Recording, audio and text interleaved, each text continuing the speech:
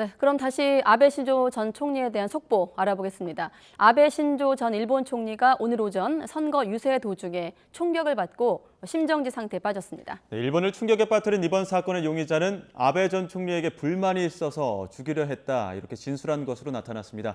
취재기자 연결합니다. 이경아 기자. 네, 이경아입니다. 네, 불만이 있다 외에 체포된 용의자의 진술 내용 추가로 확인된 게 있습니까? 네, 41살 야마가미 테츠야 용의자는 아베 전 총리에게 총격을 가한 뒤 현장에서 바로 붙잡혀서 현재 경찰 조사를 받고 있습니다. NHK 등 일본 언론들은 이 용의자가 아베 전 총리에게 불만이 있어 죽이려고 생각하고 노렸다, 이런 진술 내용을 전하고 있는데요. 하지만 아베 전 총리의 정치 신조에 대한 원한은 아니라고 밝힌 것으로 나타났습니다. 현재 일본 경찰은 이 야마가미 용의자의 가택에 대한 수색을 시작했습니다. 용의자는 지난 2005년까지 3년 정도 해상자위대에 근무한 것으로 알려졌습니다. 현재는 뚜렷한 직업이 없는 것으로 보인다고 수사 관계자들은 전했습니다. 경찰은 이번 범행에 사용한 총을 용의자가 직접 만든 것으로 보고 있습니다. 총격 사건 당시 나라시 야마토사이다이 지역 유세 현장에는 현지 경찰과 경시청 특수경비요원이 배치돼 있었다고 NHK는 보도했습니다. 구체적인 경비 인원수는 알려지지 않았습니다. 네, 이번 사태에 대해서 기시다 총리 또 강하게 규탄했죠. 네, 그렇습니다. 오늘 오후 2시 반쯤 기시다 총리가 총리 관저에서 기자회견을 열었습니다. 굳은 표정으로 카메라 앞에 선 총리는 우선 아베 전 총리가 생명을 구할 수 있기를 마음으로부터 기원한다고 밝혔습니다. 이어 민주주의의 근간인 선거 도중 벌어진 비열한 만행이라며 결코 용서할 수 없는 일이라고 단호한 어조로 말했습니다.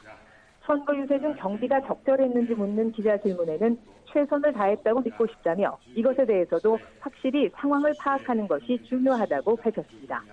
기시다 총리는 오는 10일 참의원 선거를 앞두고 야마나시현에서 지원 연설을 하던 중 총격 소식을 듣고 헬기로 급히 관저로 돌아왔습니다. 아베 전 총리의 친동생인 기시노부 방위성 장관도 기자회견에서 입장을 밝혔는데요. 이번 사건은 민주주의에 대한 모독이라며 아베 전 총리가 부디 회복되기를 기원한다고 말했습니다. 또 기시다 총리가 강요들을 소집한 상황이라 신형이 치료 중인 나라시 병원에는 현재 갈 예정이 없다고 밝혔습니다. 총리는 조금 전부터 강요들과 정부 차원의 첫 대책회의를 진행하고 있습니다.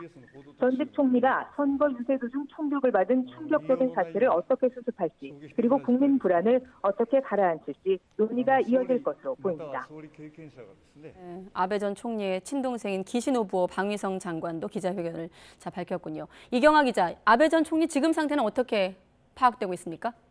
네, 일본 소방청은 아베 전 총리가 오른쪽 목에 총을 맞은 상처가 있는데 여기서 출혈이 있었고 왼쪽 가슴에는 피하 출혈이 있다고 밝혔습니다. 현재 집중치료실에서 치료를 받고 있는 중인데요.